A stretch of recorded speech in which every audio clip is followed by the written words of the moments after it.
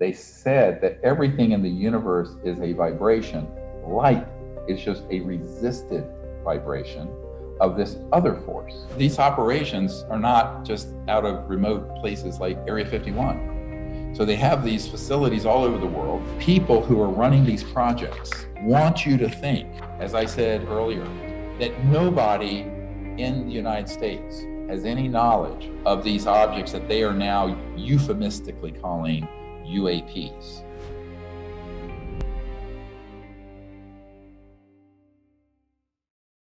This is a very interesting case. Cash Landrum, you probably have all heard of it. This was actually an extraterrestrial vehicle that was being test flown by 4 humans out of the Nevada test range. And this we have from an Air Force intelligence guy who is the principal investigator. You'll see his clip later, talking about the fact that he debriefed the pilots of this and what happened. As you know, the people underneath this object, when it was out of control, were irradiated and were extremely and very sick, had to be hospitalized. One of the famous cases in 1980. Now, what happened is that when this occurred, they couldn't get the extraterrestrial energy power plant to work. So they put on, foolishly, a portable nuclear power plant on this thing. And they were test flying it out of the Nevada test range, Area 51. By the way, nobody calls it that, but people don't know what's out there. And it was being flown to a base in Texas. It went out of control outside Houston, Huffman, Texas, I believe it was. And it came down and irradiated, and actually irradiated the land there. That whole road had to be repaved clandestinely. Now, the public was left to believe this was, the aliens came down and poisoned everybody, or they didn't say. They were happy for people to reach and leap to these conclusions. In reality, we have now proof and testimony from the principal investigator for the Air Force who debriefed the 4 pilots on this, humans. And that object, my friend, was test flown by humans, but it was extraterrestrial. So this is a hybrid case where you have an extraterrestrial air form and systems, but the power energy system, they couldn't quite get to work. They put this nuclear power plant on it. It had a filter or some problem where it malfunctioned, started spewing this stuff out to these poor victims who have never been compensated. In fact, the case went to court. The judge threw it out because the government said, we don't know what this is. We had nothing to do with it. But the truth is, they weren't lying. The government, people talk about the government. Which government? Who in the government? The nature of an unacknowledged special access project like this is that if the Secretary of Defense doesn't know about it and the director of the CIA isn't read into it and they're lying to the president about it, do you think the public information officer or the case officer for an Air Force base near Houston is going to know what the hell this was? No.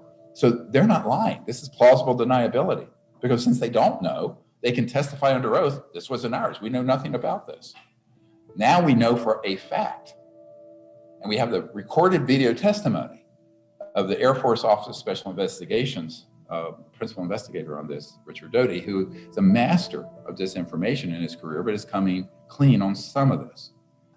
So next year, what we're going to see are a series of schematics and cases of over the years, very interesting. This is 1956, sort of a domed object with these underneath.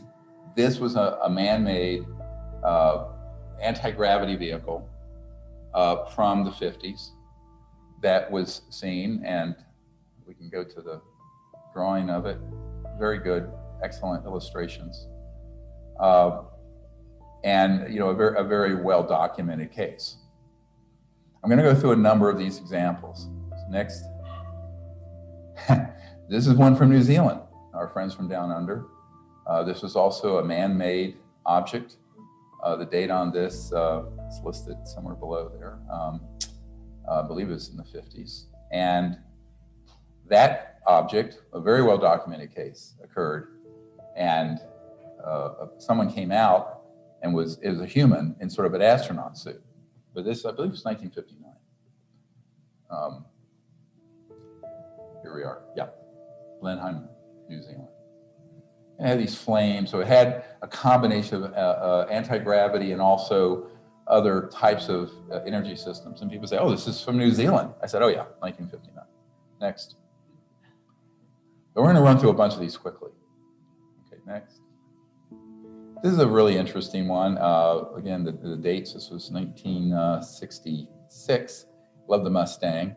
And there's an object that came in and for some reason landed malfunction. Another early prototype of a man-made electrogravitic, meaning anti-gravity, high voltage system. And it rose up and took off like a spark off a grinder, is how it was described. But you can see there's some components of it from conventional aerospace aircraft on the front, the bubble. But this was, again, it had a high drilling, whining sound as it took off and was gone. And this is man-made, 1966. Next.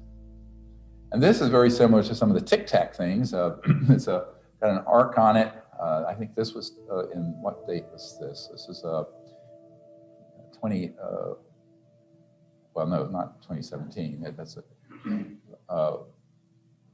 sure the date. Anyway, but a very interesting object, reminiscent of some of the Tic Tac and other objects. We have a number of videos of these canister and cylinder objects. This was seen in enough detail. And you can see the rivets. You can see the detail. An extraterrestrial vehicle is seamless, has no parts like that, has no welds. Those, when you see those, my friends, those are not extraterrestrial. Those are man-made. And there are a series of generations of these that have been rolled out since the 50s operationally. They were studied before then. Next. This is a really interesting one. Again, this 1972, so we're talking almost 50 years ago. Looks like an iron with this rectangular object on it that was seen and multiple witnesses. Again, this is a man-made platform, a silent electrogravitic. Next. And this is a really interesting one. This is from also 72. It has these sort of flaming energy out of the rear of it, and a bubble. Another one from that's man-made. I don't forget which city this was over.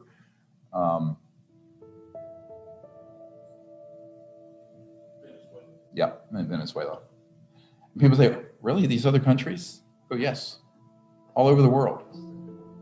I mean, these operations are not just out of remote places like Area 51. So they have these facilities all over the world, you know, Alice Springs here and there, and all over, and they can go anywhere very quickly because they're not using jets and rockets. Because even our most, you know, really extraordinary craft may get to anywhere in the world in a couple hours. These don't take that long. So those have been experimented with in different shapes, forms, and sizes. Many of them are based on acquired extraterrestrial vehicles that we have shot down and studied and then experimented with the airframe and the propulsion and energy systems, the flaming ellipse. Next. This is an interesting one. This is from 1980s. I'm just taking you in chronological order. Number one, there are a lot of objects that are sort of rectangular or domed rectangles, totally silent, can float over the landscape. Many of the objects we'll get to in a moment, and seeing the Hudson Valley back in the 80s, 90s, were those kinds of objects. These are, again, electromagnetogravitics. These are pop culture anti-gravity, and different versions of them, different airframes, different experimental types, and many of them have been deliberately flown over populated areas to prompt a UFO sighting, but make people think that they are the extraterrestrial ones. So you have two things going on simultaneously: actual extraterrestrial vehicles and the ones that are made by clandestine aerospace and black budget funding and the unacknowledged special access projects, the deep black world of engineering. Next. I mean, all these cases, look, we have hundreds and hundreds. This would go on for days if we were going, but these are very interesting, excellent drawings. Now, this case, of course, I was very involved with, as you know. This is the Japan Airlines case of 747 going over Alaska, and we can go up, and the pilot had this massive vehicle come forward. This is a real one. Let's look at it. Can you scroll? Look? No. There's a wonderful schematic of what the pilot saw. It was a large, seamless, almost like walnut-shaped object, massive. That was, I guess, didn't make it into the slide, sorry. That was the Japan Airlines case. That's one of the disclosure witnesses, as you know, was Mr. Callahan. And he was the chief FAA person in charge of accidents and incidents when this occurred during the Reagan years. And he actually has handed to us, and I have, the original radar films, check tracings, not a copy, the originals. We have them. And the Japan Airlines pilot encountered this object, and it would be, you know, this part of the sky at 1 second, and a couple sweeps of the radar, or one sweep, it'd be in another direction altogether. And the pilot, the Japanese pilot described it. It was actually on military radar, on board, visually seen, and civilian radar. So this got kicked up to the highest level of the FAA. And at that meeting, if you remember the disclosure project, the CIA came in and said, we're going to confiscate all of the data on this. And they had just stacks and stacks of digital data on this case. And so they had to give it up. And Mr. Callahan says, yeah, okay, we'll give it to you. Turns out those were copies. He kept the originals. And when he left the FAA, he took them, and we have them. True. Okay, so next. This is a very interesting, a pyramid-shaped object. We have a model similar to it here. Now this has all kinds of tubes and structures on the bottom. And what's interesting, this is 1994, there are extraterrestrial vehicles that are pyramid-shaped. But there are also man-made ones that they've made to look like them. So they're copycat. You see what they're doing? So it's like the old commercial. Is it real or is it Memorex? So is this the only way I'm mic'd? So we probably need to have people handing me these models. If I can have an assistant there and then hand off here. There you go. Thank you. So here's thank you.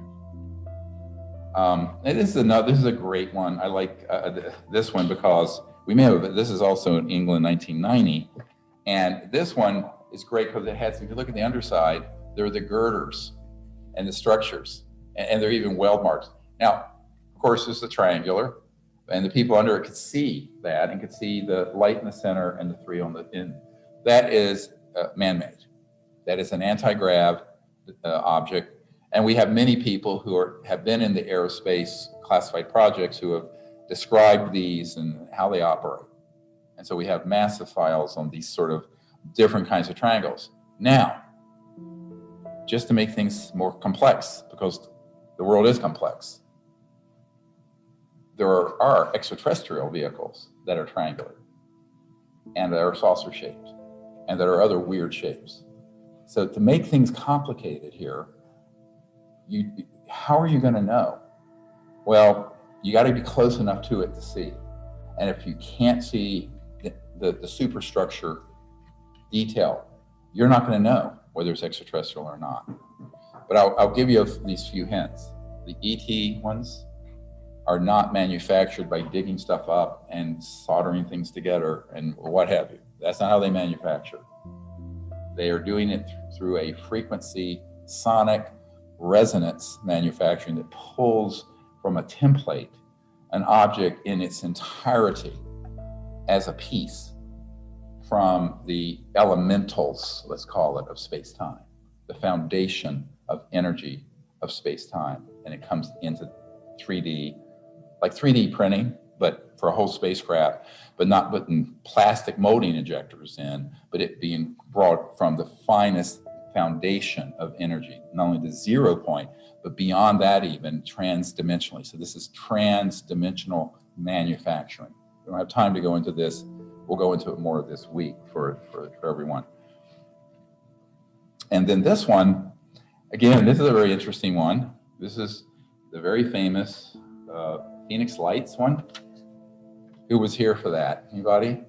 I was. So there are a couple events that happened then.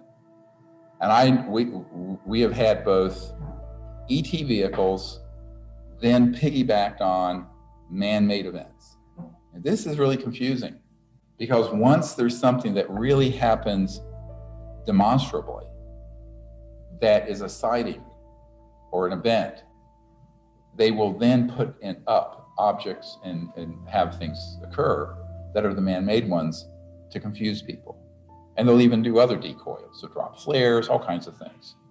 So when I was here in March of 1997, I flew in on an airline, and as I was doing final approach into Sky Harbor Airport, I did the CE5 protocols and asked the ETs to do something that would be very definitive that night or while I was there, because we were at a digital lab that was run by an intelligence group. And we were getting the best photos and videos that we could for the whole planet for the congressional briefings in April of 1997. That's why I was here. And then a few hours later, this whole event happened, Phoenix Lights. And there were a lot of things that were coming out of the South Mountains. Last November, when we were here for the Close Encounters of the Fifth Kind premiere, we did a hike up there and came down at sunset, and an object dropped, materialized right over us and went. Who saw it? A couple of people who are my friends here were there with me and saw it. So you have both phenomena happening. And this is the problem. People are going to say, it's all man-made, it's all extraterrestrial. No, and we need to get another layer of understanding here.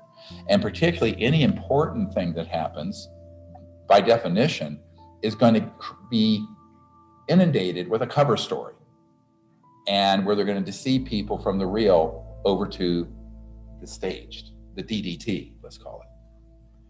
So these are more of the triangular, and this is a great one. This is 1989 in Belgium, that you can see all the tubes and structures underneath the Belgian cases. So this particular one was very much a man-made one.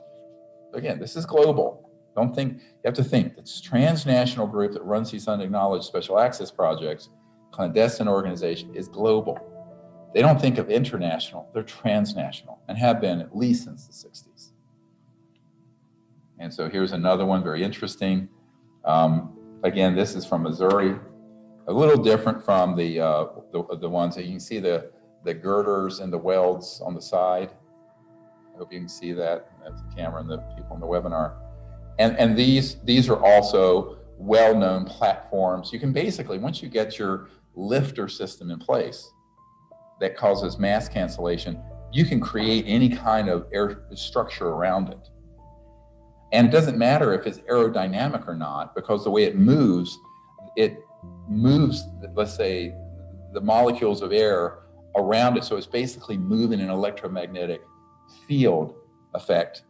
So there's no resistance and there is no sonic boom. That's man-made. We've had it for decades. Is this too much? I'm just trying to run through these. This is to give you just a sense of all the different types and structures that we know have been man-made objects, various different, some of them are kind of hybrids. They'll have some conventional propulsion as well as electrogravitic, different shapes, and they all have structural superstructure components that are clearly a man-made machine, not an interstellar vehicle. And this is one of my favorite. I love this one because this one is, this is from Southern Illinois in 2000, it's not that long ago. And it's this, like a ranch house with the pen, but it's like how Midwestern. And it's this object, was totally non-aerodynamic, silent, floating. You'll hear a transformer buzzing sound often from these. And similar rectangular ones were some years ago, I think it was in the 1990s, were in the Amazon. It was near where there was a E-Systems facility. And these were put up and engaged in, they went from animal mutilations being staged by clandestine human organizations to these were doing human vivisections and killing humans. But of course, they wanted everyone to believe the aliens were doing vivisections on people. No, it wasn't. It was our sociopaths in this organization. So, and here's another. This is a great one. This is from 1983, Hudson Valley, very famous cases, many witnesses to these transformer-sounding objects, and underneath, when they were close, you can see superstructure and tubes and other things. That is not extraterrestrial. Now, have there been extraterrestrial vehicles of boomerang and other shapes? Yes. But where do you think they get the idea? And also, how else do you create a false flag? You have to create structures that would be believably not aerodynamic. So, and this is another one. This is another boomerang shape from the Hudson Valley. This is several years of these occurring. You've all heard these cases. And you see underneath the superstructure and the aspects of it. And you know, these are it looks a little bit like the B-2 stealth, but this is different. Again, they were silent unless you were close enough. You could hear this sort of electronic transformer sort of sound from it. And another one. So I just wanted to run through these. They're all fun. And I want to thank the people who have worked hard to create these, from the reports and the photographs that exist. This one, actually, you could see up in it, the people looked in and they could see other structures and platforms inside under the center of this particular, not an equilateral triangle, but isosceles, is that correct? Yep. So those are the reason I wanted to show you that is sort of to give you a sense of the variety, the type of craft. I don't know if we had any other pictures. I think maybe some of them got dropped, but it's enough to give you a sense of what we have. Now, the archive on this is very large, and I want to pay homage to Mark McCandlish, who did the drawings. If we want to bring up Mark McCandlish's work and the schematics. Now, this is based on a very interesting event that happened at the Norton Air Force Base, which has now been decommissioned in Southern California. And there were a number of people, you know, a lot of people talk about, well, you know, Brad Sorensen and some other people are there. There's a man on my team who is very close friends with Frank Carlucci, Secretary of Defense at the time. He calls him Uncle Frank, who was there. Senator Cranston was there because they were read into these unacknowledged projects. And this was kind of like an air show, and there was sort of a sales pitch going on. And you see these three objects. There was the smaller one, a medium one, and a big one. You know, baby bear, mama bear, and papa bear, as one guy who was there called it. And these were from around, the components in them were apparently from between 1950, late 50s, early 60s. But these particular models had obviously been used quite a bit and had gone in the solar system, various places in our solar system, not the whole universe, but our solar system back then, I mean, long before we landed on the moon. Now, what's interesting is that one of the people who was there did an interview and shared some of the information. And I'm loath to read to people, but this is just so compelling. I just want to share this. I'm not going to say who this was or how I got this recording transcript, but it's very interesting. And he says the small one was 20 feet. The next was 60 in diameter. And the next one maybe 120 feet. It looked like it was the small one looked like personal light speed vehicle. It just boggles my mind to think about it. And he said that this one, these objects, didn't require its own fuel source. They had found a new fuel source that was everywhere in the universe. It was a wavelength frequency that was on the order of 500 times the speed of light. Very important. It's invisible. We can't feel it. They said that everything in the universe is a vibration. Light is just a resisted vibration of this other force. It is really fast vibrations or frequencies. If you start with this force that's 500 times the speed of light and you resist it down, you get gravity. Resist down more and you get magnetism. Then resist it down more and you get light. Resist down and you get sound, heat, etc., and down to things we really recognize. Einstein and others could only sense light, so thought that's the fastest thing in the universe. That's all we can clock, and they were dead wrong, that light is the fastest thing in the universe.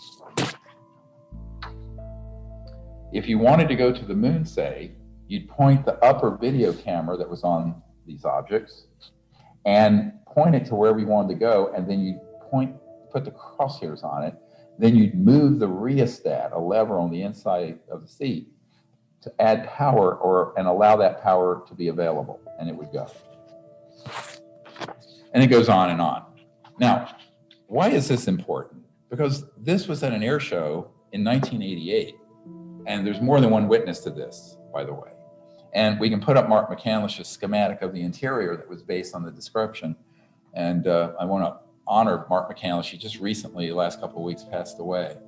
But he was at the original National Press Club event, and he was just a really smart, courageous, talented aerospace illustrator who had learned of this. And you can see some of the detail and where the compartment would be for the people. According to some people who were there, some of this isn't exactly accurate, but it's a pretty close rendition. And it's a very important piece of history, because that was the transition between a Reagan administration and George H.W. Bush, Papa Bush. And it was in November of 1988. And they were trying to get more funding for Star Wars, SDI, what's now called Space Force, and classified aerospace contracting for these unacknowledged special access project systems. The reason this is all critically important for you to understand is that the people who are running these projects want you to think, as I said earlier, that nobody in the United States has any knowledge of these objects that they are now euphemistically calling UAPs, which is ludicrous, the term, on the face of it. I don't use it except in a ridiculing way, because it's just absolutely not that. But ultimately, if you don't take my word for this and all the data and all the witnesses, why don't we listen to a guy named Ben Rich, head of the Lockheed Skunk Works. And Ben Rich had a friend that wrote to him, John Andrews, and he said, the topic is UFOs. I believe there are lots of UFOs. And I'm also tending to believe that there are two categories: man-made UFOs and extraterrestrial UFOs. And Ben Rich says, yes, I'm a believer in both categories, and I feel everything is possible. Many of our man-made UFOs are unfunded opportunities. So there's funny underlining unfunded opportunities. There are opportunities that could have been used for a lot of great purposes. So this is dated 1986. And you know, Ben Rich was the head of the Lockheed Skunk Works, was a very renowned aerospace figure. And you think, well, people who want, I think, first of all, this is a document, and all this is stuff needs to go right to the Senate Intelligence Committee. We're planning to do a closed briefing for them ahead of the Director of National Intelligence. So if the Director of National Intelligence dumps a bunch of falsehoods onto the Senate Intelligence Committee, they're going to have received all of this and more that you're seeing. We don't have time to go through all of it prior to. This is why this is very important. But I'd like to invite a wonderful gentleman up, Mr. Goodall. He's a renowned aerospace illustrator and researcher. And if you would come up, he has a couple he's a sort of surprise guest here today. And I would welcome you to share your story, that last conversation probably anyone had with Ben Rich, and also your little quick story you had with the lady who had worked for the National Security Agency. Sure. I've been an aviation writer and aerospace historian, I think most of my adult life. I'm 76, so it goes for a long time. But I had somewhere along the line, and it was probably through John Andrews from Testers, that I became a pen pal, if you want to call it that, with Ben Rich. He was Kelly Johnson's right-hand man, and when Kelly Johnson retired, the only person that could really fill his shoes was Ben. And for 25 years, Ben and I spoke. He either called me or I called him once a quarter for 25 years. I could call him at Skunk Works. June, his secretary, would say, just a second, I'll put you into Mr. Rich. He'd be in a conference with a room full of engineers. He'd put me on speakerphone and we talked for 40 minutes, 45 minutes. But he was dying of esophageal cancer. This is the mid-90s. He'd already retired from Lockheed. And I tracked him down. He was at USC Medical Center near the end of his life.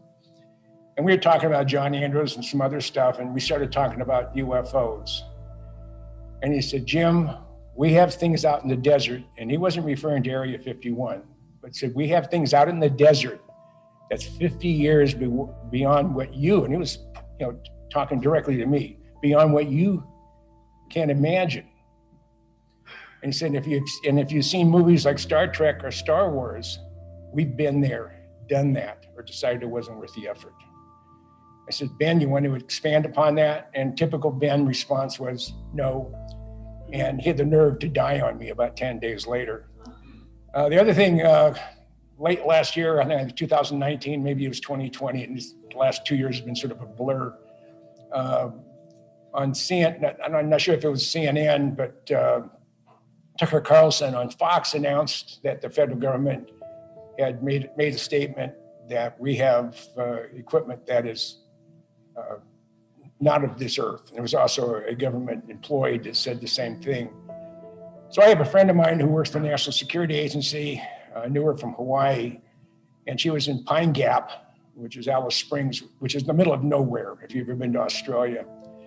And I sent her an email. I said, you believe in UFOs? And I mean, instantly I got a response back. I said, no, why did you see one? And I said, no. And then she came back.